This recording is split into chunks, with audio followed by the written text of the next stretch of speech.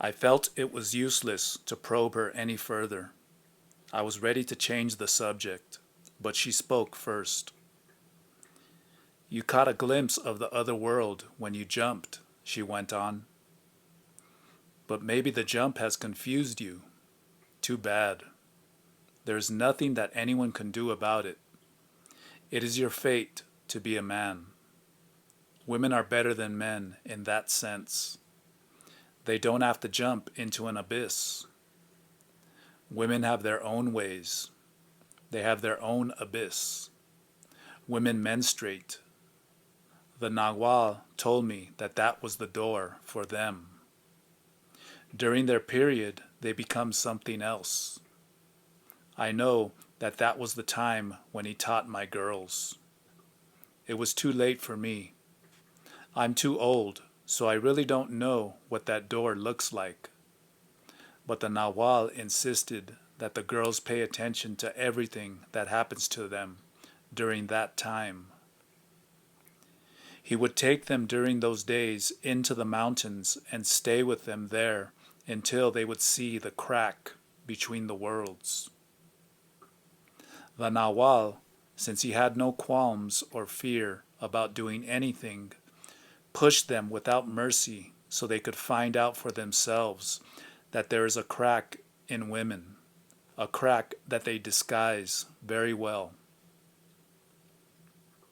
During their period, no matter how well made the disguise is, it falls away and women are bare.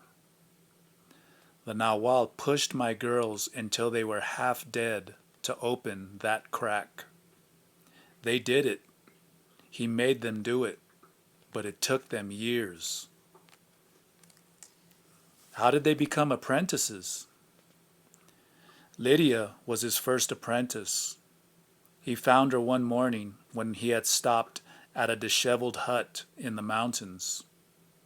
The Nahual told me that there was no one in sight, and yet there had been omens calling him to that house since early morning. The breeze had bothered him terribly.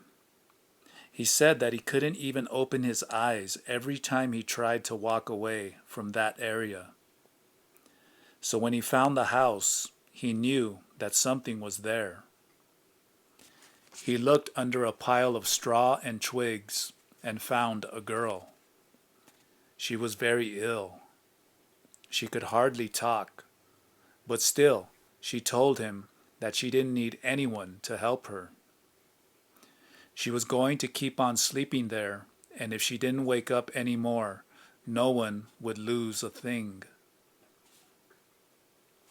The Nahual liked her spirit and talked to her in her language. He told her that he was going to cure her and take care of her until she was strong again. She refused. She was an Indian who had known only hardships and pain. She told the Nahual that she had already taken all the medicine that her parents had given her, and nothing helped. The more she talked, the more the Nahual understood that the omen had pointed her out to him in a most peculiar way. The omen was more like a command. The Nahual picked the girl up and put her on his shoulders, like a child, and brought her to Gennaro's place. Gennaro made medicine for her. She couldn't open her eyes any more. The lids were stuck together. They were swollen and had a yellowish crud on them. They were festering. The Nahual tended her until she was well. He hired me to look after her and cook for her meals. I helped her to get well with my food. She is my first baby.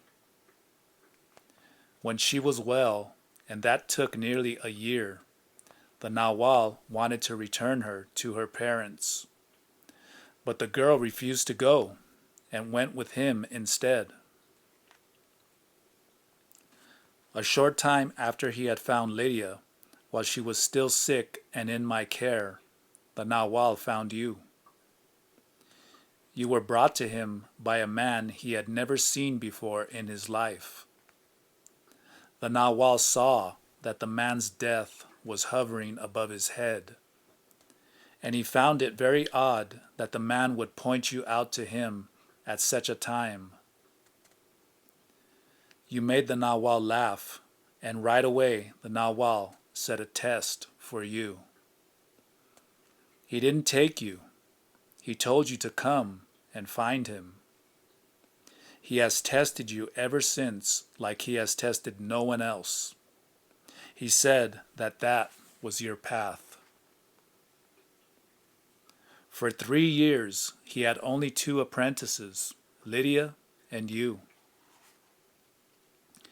Then one day, while he was visiting his friend Vicente, a curer from the north, some people brought in a crazy girl, a girl who did nothing else but cry. The people took the Nahual for Vicente and placed the girl in his hands. The Nahual told me that the girl ran to him and clung to him as if she knew him. The Nahual told her parents that they had to leave her with him. They were worried about the cost, but the Nahual assured them that it would be free. I suppose that the girl was such a pain in the ass to them that they didn't mind getting rid of her. The Nahual brought her to me. That was hell. She was truly crazy. That was Josefina. It took the Nahual years to cure her. But even to this day, she's crazier than a bat. She was, of course, crazy about the Nahual, and there was a terrible fight between Lydia and Josefina. They hated each other, but I liked them both. But the Nahual, when he saw that they couldn't get along, became very firm with them. As you know, the Nahual can't get mad at anyone, so he scared them half to death. One day Lydia got mad and left. She had decided to find herself a young husband. On the road, she found a tiny chicken. It had just been hatched and was lost in the middle of the road. Lydia picked it up, and since she was in a deserted area with no houses around, she figured that the chicken belonged to no one. She put it inside her blouse, in between her breasts, to keep it warm. Lydia told me that she ran, and in doing so, the little chicken began to move to her side. She tried to bring him back to the front, but she couldn't catch him. The chicken ran very fast around her sides and her back, inside her blouse. The chicken's feet tickled her at first, and then they drove her crazy. When she realized that she couldn't get him out, she came back to me, screaming out of her mind, and told me to get the damn thing out of her blouse. I undressed her, but that was to no avail. There was no chicken at all, and yet she still felt its feet on her skin, going around and around. The Nahual came over then and told her that only when she let go of her old self would the chicken stop running. Lydia was crazy for 3 days and 3 nights. The Nahual told me to tie her up.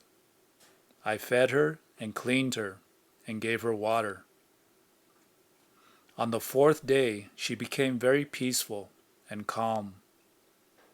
I untied her, and she put on her clothes, and when she was dressed again, as she had been the day she ran away, the little chicken came out. She took him in her hand and petted and thanked him, and returned him to the place where she had found him. I walked with her part of the way. From that time on, Lydia never bothered anyone, She accepted her fate. The Nawal is her fate. Without him, she would have been dead. So what was the point of trying to refuse or mold things which can only be accepted? Josefina went off next. She was already afraid of what happened to Lydia, but she soon forgot about it. One Sunday afternoon, when she was coming back to the house, a dry leaf got stuck in the threads of her shawl. Her shawl was loosely woven. She tried to pick out the small leaf, but she was afraid of ruining her shawl. So when she came into the house, she immediately tried to loosen it, but there was no way. It was stuck. Josefina, in a fit of anger, clutched the shawl and the leaf and crumbled it inside her hand. She figured that small pieces would be easier to pick out. I heard a maddening scream, and Josefina fell to the ground. I ran to her and found that she couldn't open her hand. The leaf had cut her hand to shreds, as if it were pieces of a razor blade. Lydia and I helped her and nursed her for 7 days. Josefina was more stubborn than anyone else. She nearly died. At the end, she managed to open her hand, but only after she had, in her own mind, resolved to drop her old ways. She still gets pain in her body from time to time, especially in her hand, due to the ugly disposition that still returns to her. The Nawal told both of them that they shouldn't count on their victory because it's a lifetime struggle that each of us wages against our old selves. Lydia and Josefina never fought again. I don't think they like each other, but they certainly get along. I love those two the most. They have been with me all these years. I know that they love me too. What about the other two girls? Where do they fit? A year later, Elena came. She is La Gorda. She was by far in the worst condition you could imagine. She weighed 220 pounds. She was a desperate woman. Pablito had given her shelter in his shop. She did laundry and ironing to support herself. The Nawal came one night to get Pablito and found the fat girl working while a circle of moths flew over her head. He said that the moths had made a perfect circle for him to watch. He saw that the woman was near the end of her life, yet the moths must have had all the confidence in the world in order for them to give him such an omen. The Nawal acted fast and took her with him. She did fine for a while, but the bad habits that she had learned were too deep, and she couldn't give them up. So one day, the Nawal sent for the wind to help her. It was a matter of helping her or finishing her off. The wind began to blow on her until it drove her out of the house. She was alone that day, and no one saw what was happening. The wind pushed her over hills and into ravines until she fell into a ditch, a hole in the ground, like a grave. The wind kept her there for days. When the Nawal finally found her, she had managed to stop the wind, but she was too weak to walk. How did the girls manage to stop whatever was acting upon them? Well, in the first place, what was acting upon them was the gourd that the Nahual carried tied to his belt. And what is in the gourd? The allies that the Nahual carries with him. He said that the ally is funneled through his gourd. Don't ask me any more, because I know nothing more about the ally. All I can tell you is that the Nahual commands 2 allies and makes them help him. In the case of my girls, the ally backed down when they were ready to change. For them, of course, it was a case of either change or death. But that's the case with all of us, one way or another. And La Gorda changed more than anyone else. She was empty. In fact, more empty than I. But she worked her spirit until she became power itself. I don't like her. I'm afraid of her. She knows me. She gets inside me and my feelings, and that bothers me. But no one could do anything to her because she never lets her guard down. She doesn't hate me, but she thinks I am an evil woman. She may be right. I think that she knows me too well, and I'm not as impeccable as I want to be. But the Nahual told me not to worry about my feelings toward her. She is like Eligio. The world no longer touches her. What did the Nahual do to her that was so special? He taught her things he never taught anyone else. He never pampered her or anything like that. He trusted her. She knows everything about everybody. The Nahual also told me everything except things about her. Maybe that's why I don't like her. The Nahual told her to be my jailer. Wherever I go, I find her. She knows whatever I do. Right now, for instance, I wouldn't be surprised if she shows up. Do you think she would? I doubt it. Tonight, the wind is with me. What is she supposed to do? Does she have a special task? I've told you enough about her. I'm afraid that if I keep on talking about her, she will notice me from wherever she is, and I don't want that to happen. Tell me then about the others. Some years after he found La Gorda, the Nahual found Eligio. He told me that he had gone with you to his homeland. Eligio came to see you because he was curious about you. The Nahual didn't notice him. He had known him since he was a kid, but one morning, as the Nahual walked to the house where you were waiting for him, he bumped into Eligio on the road.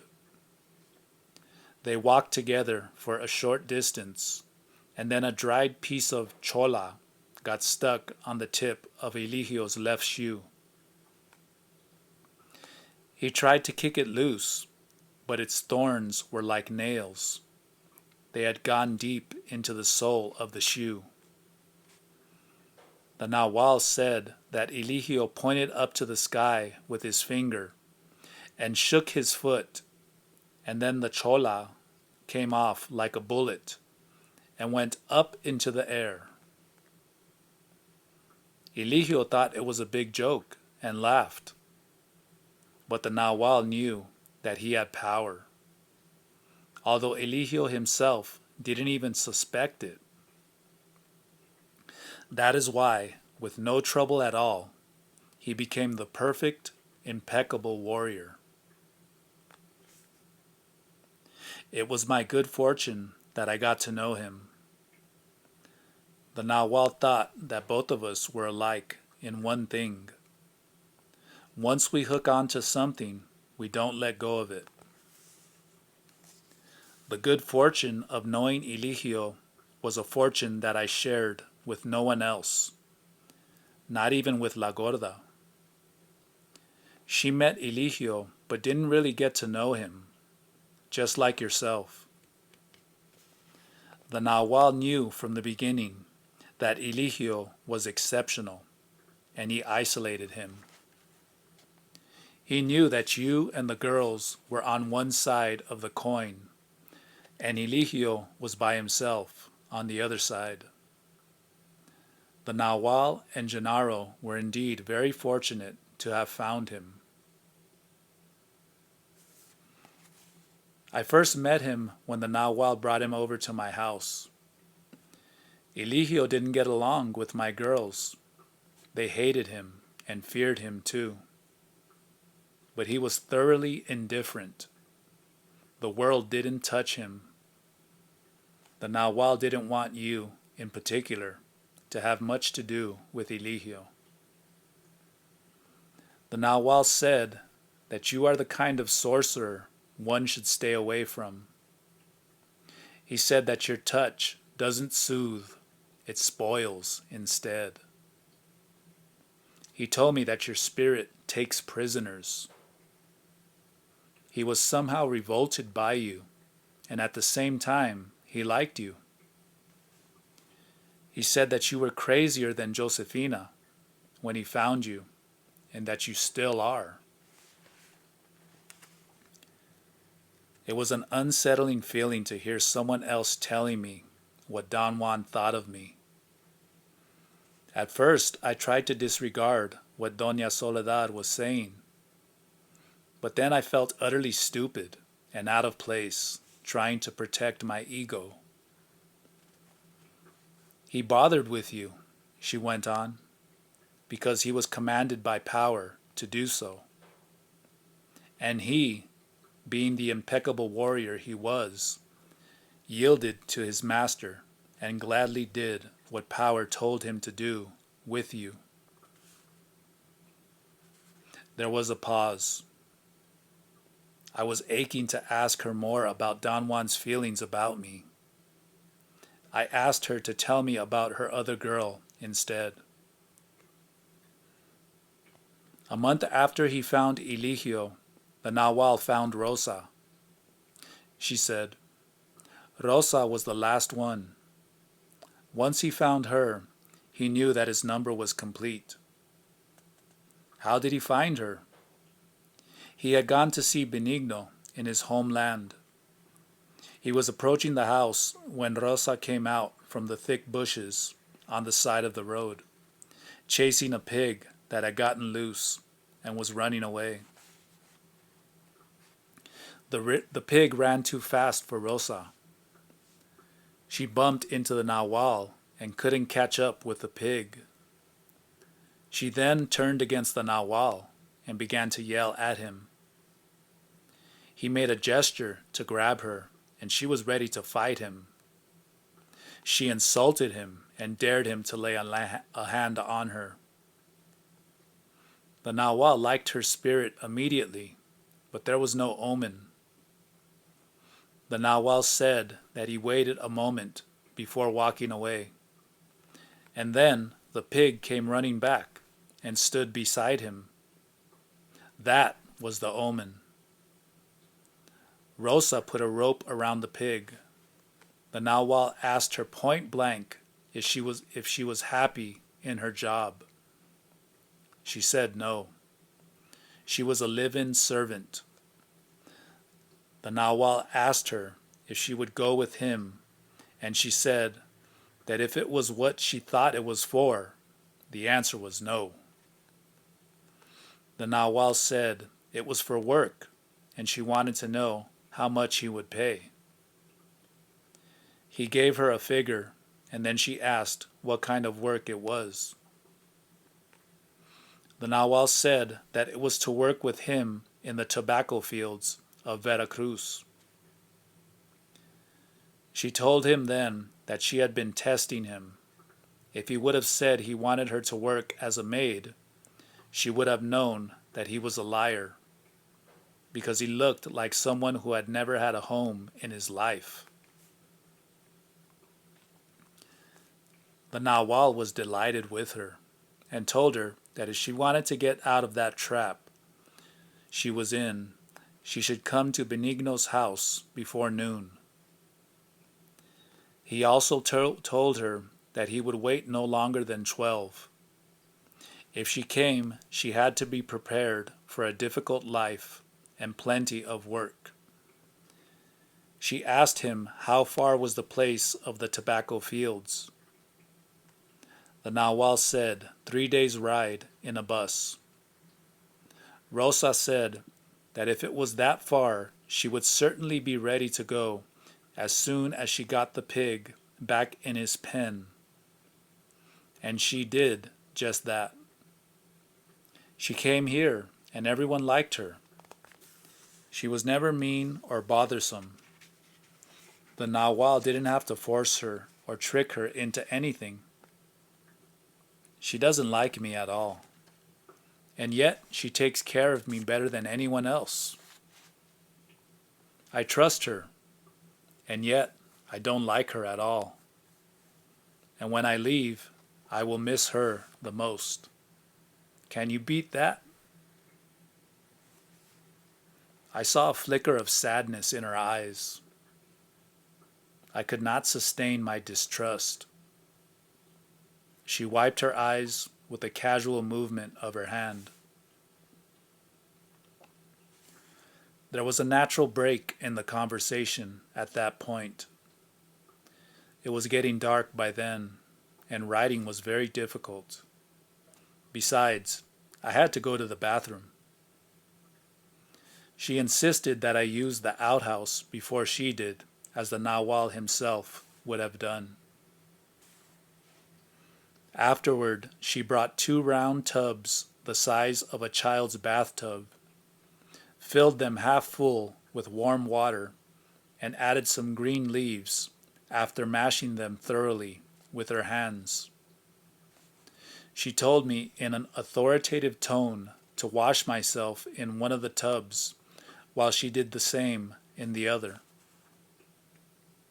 The water had an almost perfumed smell. It caused a ticklish sensation. It felt like a mild menthol on my face and arms. We went back to her room. She put my writing gear, which I had left on her bed, on top of one of her chests of drawers. The windows were open, and there was still light. It must have been close to 7. Dona Soledad lay on her back. She was smiling at me. I thought that she was the picture of warmth. But at the same time, and in spite of her smile, her eyes gave out a feeling of ruthlessness and unbending force. I asked her how long she had been with Don Juan as his woman or apprentice. She made fun of my casualness in labeling her. She made fun of my cautiousness in labeling her. Her answer was 7 years. She reminded me then that I had not seen her for 5. I had been convinced up to that point that I had seen her 2 years before. I tried to remember the last time, but I could not. She told me to lie down next to her. I knelt on the bed by her side. In a very soft voice, she asked me if I was afraid. I said no, which was the truth. There in her room, at that moment, I was being confronted by an old response of mine, which had manifested itself countless times, a mixture of curiosity and suicidal indifference. Almost in a whisper, she said that she had to be impeccable with me and tell me that our meeting was crucial for both of us. She said that the Nahual had given her direct and detailed orders of what to do. As she talked, I could not help laughing at her tremendous effort to sound like Don Juan. I listened to her statements and could predict what she would say next. Suddenly, she sat up. Her face was a few inches from mine. I could see her white teeth shining in the semi-darkness of the room. She put her arms around me in an embrace and pulled me on top of her. My mind was very clear, and yet something was leading me deeper and deeper into a sort of morass. I was experiencing myself as something I had no conception of. Suddenly I knew that I had, somehow, been feeling her feelings all along. She was the strange one. She had mesmerized me with words. She was a cold, old woman, and her designs were not those of youth and vigor, in spite of her vitality and strength. I knew then that Don Juan had not turned her head in the same direction as mine. That thought would have been ridiculous in any other context. Nonetheless, at that moment, I took it as a true insight. A feeling of alarm swept through my body. I wanted to get out of her bed, but there seemed to be an extraordinary force around me that kept me fixed, incapable of moving away. I was paralyzed. She must have felt my realization. All of a sudden, she pulled the band that tied her hair, and in one swift movement, she wrapped it around my neck. I felt the tension of the band on my skin, but somehow it did not seem real. Don Juan had always said to me that our great enemy is the fact that we never believe what is happening to us. At the moment, Dona Soledad was wrapping the cloth like a noose around my throat. I knew what he meant.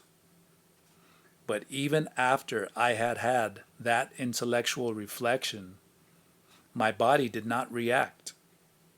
I remained flaccid, almost indifferent to what seemed to be my death. I felt the exertion of her arms and shoulders as she tightened the band around my neck. She was choking me with great force and expertise. I began to gasp. Her eyes stared at me with a maddening glare. I knew then that she intended to kill me. Don Juan had said that when we finally realize what is going on, it is usually too late to turn back. He contended that it is always the intellect that fools us, because it receives the message first. But rather than giving it credence and acting on it immediately, it dallies with it instead.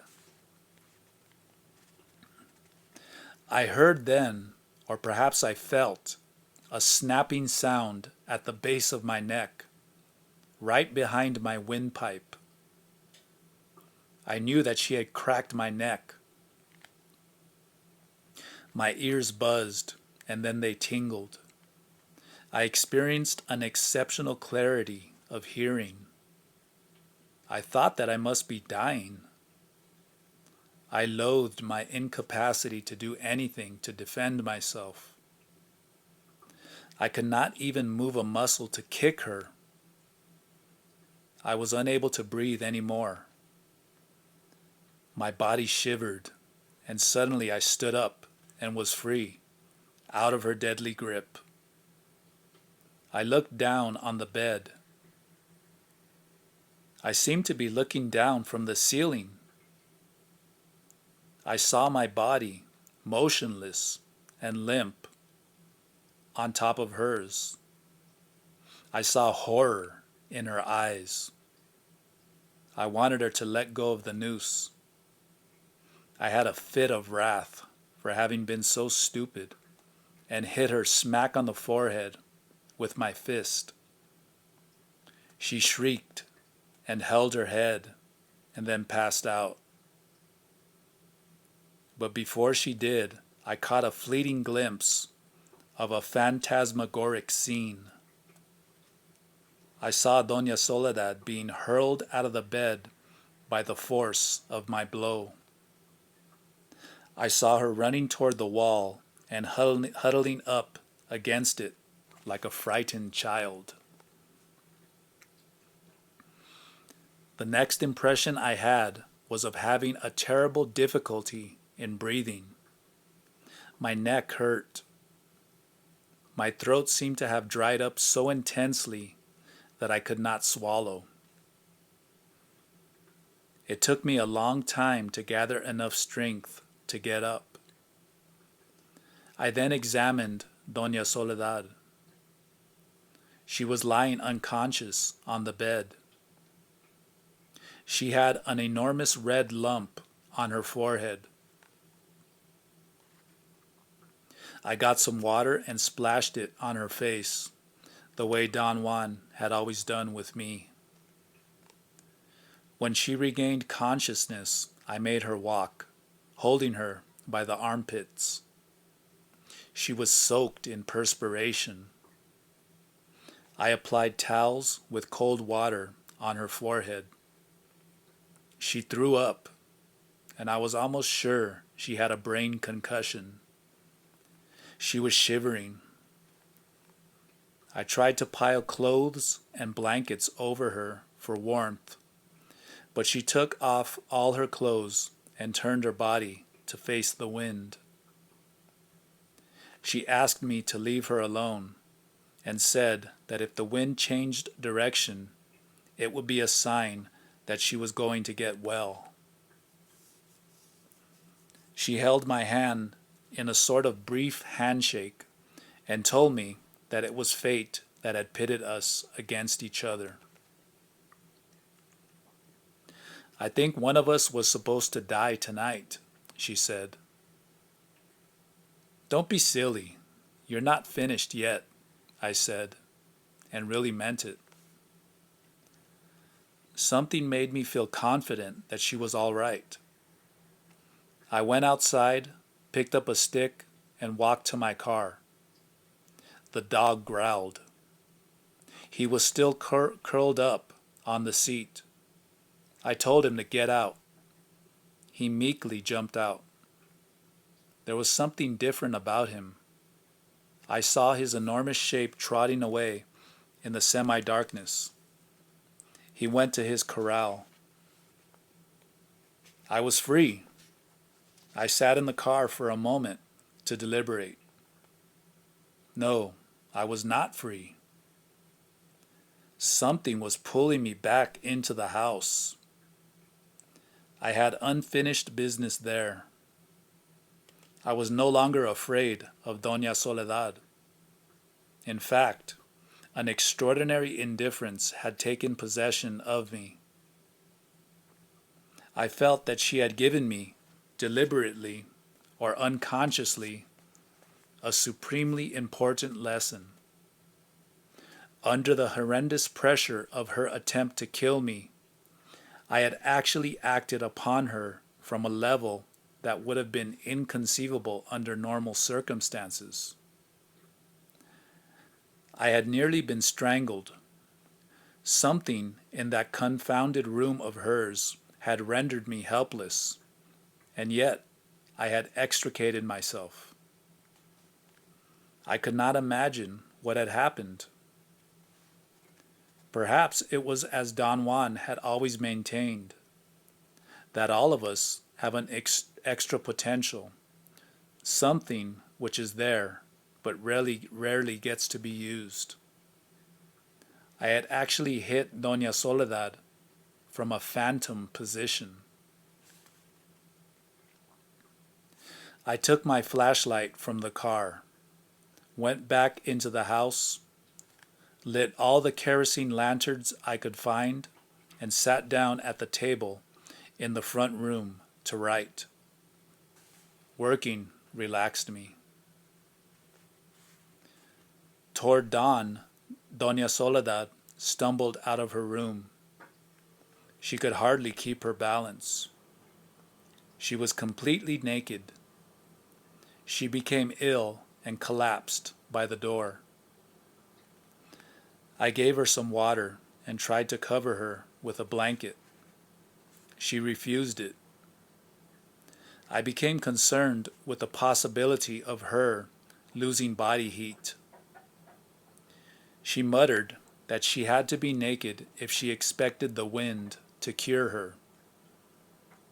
She made a plaster of mashed leaves, applied it to her forehead, and fixed it in place with her turban. She wrapped a blanket around her body and came to the table where I was writing and sat down facing me. Her eyes were red. She looked truly sick. "There is something I must tell you," she said in a weak voice. "The Nahual set me up to wait for you. I had to wait, even if it took 20 years. He gave me instructions on how to entice you and steal your power. He knew that sooner or later you had to come to see Pablito and Nestor. So he told me to use that opportunity to bewitch you and take everything you have. The Nahual said that if I lived an impeccable life, my power would bring you here when there would be no one else in the house. My power did that. Today you came when everybody was gone. My impeccable life had helped me. All that was left for me to do was to take your power and then kill you. But why would you want to do such a horrible thing? Because I need your power for my own journey. The Nahual had to set it up that way. You had to be the one. After all, I really don't know you. You mean nothing to me. So why shouldn't I take something I need so desperately from someone who doesn't count at all?" Those were the Nahual's very words. Why would the Nahual want to hurt me? You yourself said that he worried about me. What I've done to you tonight has nothing to do with what he feels for you or myself. This is only between the two of us. There have been no witnesses to what took place today between the two of us, because both of us are part of the Nahual himself. But you in particular have received and kept something of him that I don't have. Something that I need desperately, the special power that he gave you. The Nahual said that he had given something to each of his 6 children. I can't reach Eligio. I can't take it from my girls, so that leaves you as my prey. I made the power the Nahual gave me grow, and in growing it changed my body. You made your power grow too. I wanted that power from you, and for that I had to kill you. The Nahual said that even if you didn't die, you would fall under my spell and become my prisoner for life if I wanted it so. Either way, your power was going to be mine. But how can my death benefit you? Not your death, but your power. I did it because I need a boost. Without it, I will have a hellish time on my journey. I don't have enough guts. That's why I dislike La Gorda. She's young and has plenty of guts. I'm old and have second thoughts and doubts. If you want to know the truth, the real struggle is between Pablito and myself. He is my mortal enemy, not you. The Nahual said that your power could make my journey easier and help me get what I need. How on earth can Pablito be your enemy? When the Nahual changed me, he knew what would eventually happen. First of all, he set me up so my eyes would face the north. And although you and my girls are the same, I am the opposite of you people. I go in a different direction. Pablito, Nestor, and Benigno are with you. The direction of their eyes is the same as yours. All of you will go together toward Yucatan. Pablito is my enemy, not because his eyes were set in the opposite direction, but because he is my son. This is what I had to tell you, even though you don't know what I am talking about. I have to enter into the other world, where the Nahual is now, where Gennaro and Eligio are now, even if I have to destroy Pablito to do that. What are you saying, Doña Soledad? You're crazy. No, I am not. There is nothing more important for us living beings than to enter into that world. I will tell you that for me, that is true. To get to that world, I live the way the Nahual taught me. Without the hope of that world, I am nothing. Nothing. I was a fat old cow. Now that hope gives me a guide, a direction. And even if I can't take your power, I still have my purpose. She rested her head on the table, using her arms as a pillow. The force of her statements had numbed me. I had not understood what exactly she had meant, but I could almost emphasize with her plea, although it was the strangest thing I had yet heard from her that night. Her purpose was a warrior's purpose, in Don Juan's style and terminology. I never knew, however, that one had to destroy people in order to fulfill it. She lifted her head and looked at me with half-closed eyelids. At the beginning, everything worked fine for me today, she said. I was a bit scared when you drove up. I had waited years for that moment. The Nahual told me that you like women. He said that you are an easy prey for them. So I played you for a quick finish. I figured that you would go for it. The Nahual had taught me how I should grab you at the moment when you are the weakest. I was leading you to that moment with my body, but you became suspicious. I was too clumsy. I had taken you to my room, as the Nahual told me to do, so the lines of my floor would entrap you and make you helpless. But you fooled my floor by liking it and by watching its lines intently. It had no power as long as your eyes were on its lines. Your body knew what to do. Then you scared my floor, yelling the way you did. Sudden noises like that are deadly, especially the voice of a sorcerer. The power of my floor died out like a flame. I knew it, but you didn't. You were about to leave then, so I had to stop you. The Nahual had shown me how to use my hand to grab you. I tried to do that, but my power was low. My floor was scared. Your eyes had numbed its lines. No one else has ever laid eyes on them, so I failed in my attempt to grab your neck. You got out of my grip before I had time to squeeze you.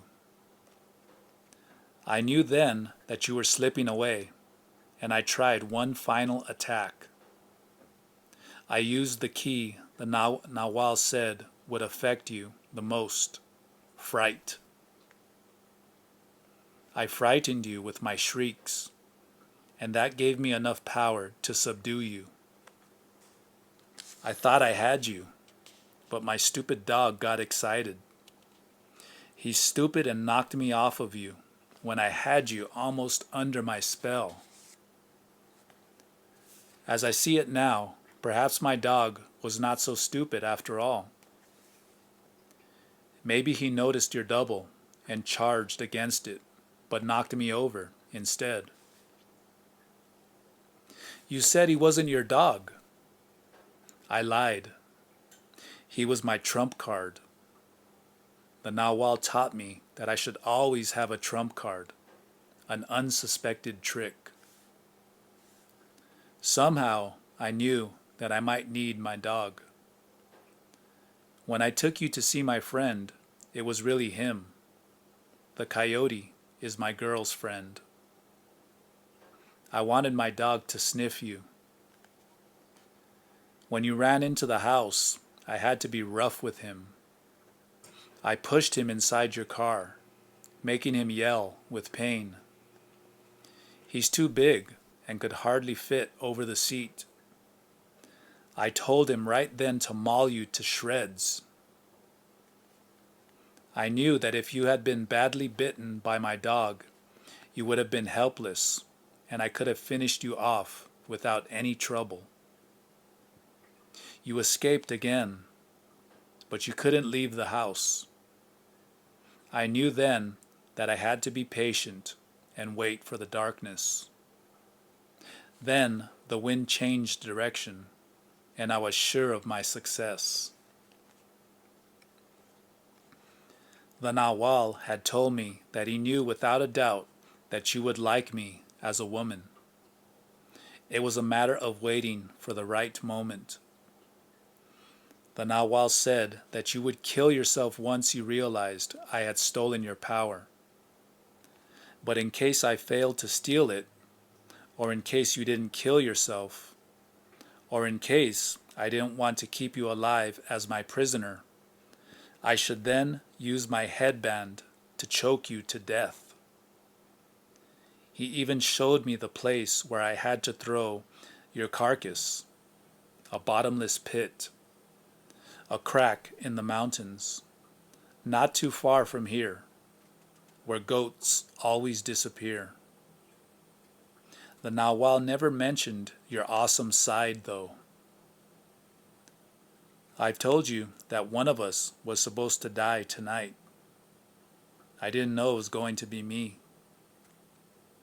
The Nahual gave me the feeling that I would win. How cruel of him not to tell me everything about you. Think of me, Dona Soledad. I knew even less than you did. It's not the same. The Nahual prepared me for years for this.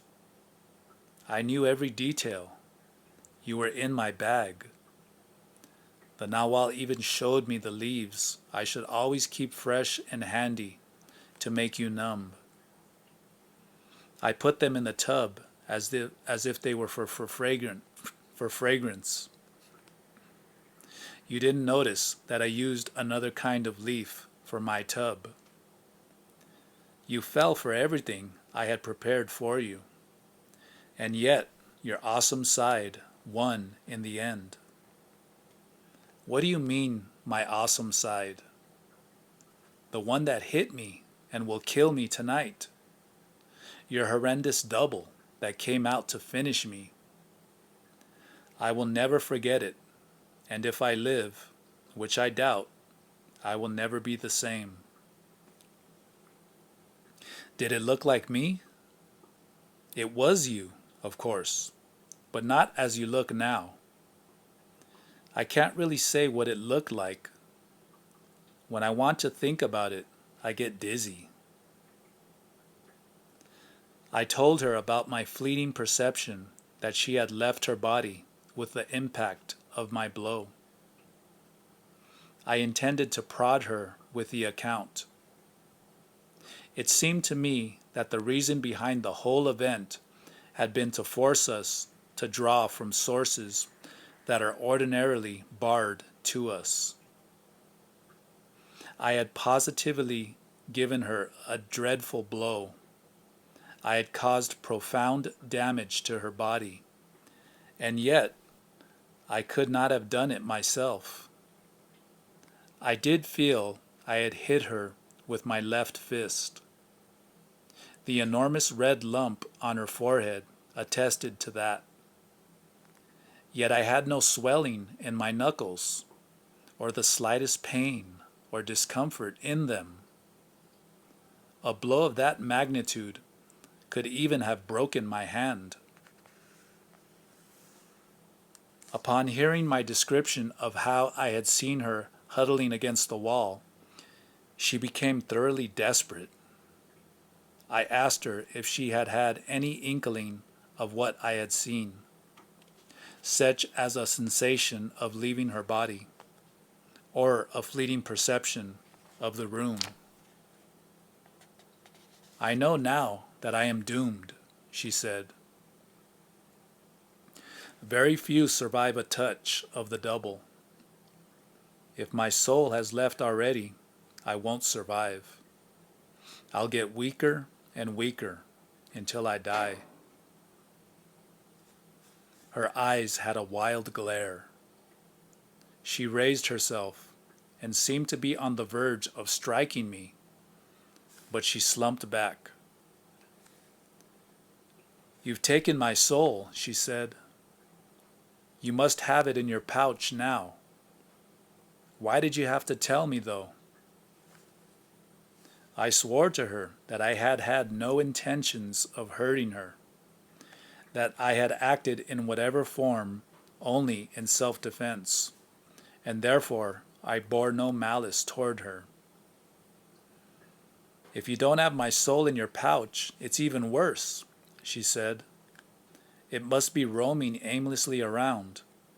I will never get it back then. Dona Soledad seemed to be void of energy. Her voice became weaker. I wanted her to go and lie down. She refused to leave the table. The Nawal said that if I failed completely, I should then give you his message, she said. He told me to tell you that he had replaced your body a long time ago. You are himself now. What did he mean by that? He's a sorcerer. He entered into your old body and replaced its luminosity. Now you shine like the Nawal himself. You're not your father's son anymore. You are the Nawal himself. Dona Soledad stood up.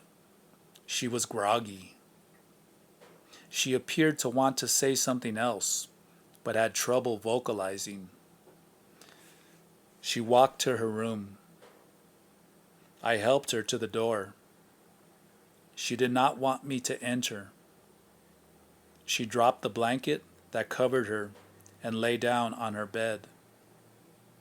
She asked in a very soft voice if I would go to a hill a short distance away and watch from there to see if the wind was coming. She added in a most casual manner that I should take her dog with me. Somehow, her request did not sound right. I said that I would climb up on the roof and look from there. She turned her back to me and said that the least I could do for her was to take her dog to the hill so that he could lure the wind. I became very irritated with her. Her room in the darkness gave out a most eerie feeling. I went into the kitchen and got 2 lanterns and brought them back with me. At the sight of the light, she screamed hysterically. I let out a yell myself, but for a different reason. When the light hit the room, I saw the floor curled up like a cocoon around her bed. My perception was so fleeting that the next instant I could have sworn that the shadow of the wire protective masks of the lanterns had created that ghastly scene. My phantom perception made me furious. I shook her by the shoulders. She wept like a child and promised not to try any more of her tricks. I placed the lanterns on the chest of drawers, and she fell asleep instantly. By mid-morning, the wind had changed. I felt a strong gust coming through the north window. Around noon, Dona Soledad came out again. She seemed a bit wobbly. The redness in her eyes had disappeared, and the swelling of her forehead had diminished. There was hardly any visible lump. I felt that it was time for me to leave. I told her that although I had written down the message that she had given me from Don Juan, it did not clarify anything. You're not your father's son anymore. You are now the Nahual himself, she said. There was something truly incongruous about me. A few hours before, I had been helpless, and Dona Soledad had actually tried to kill me.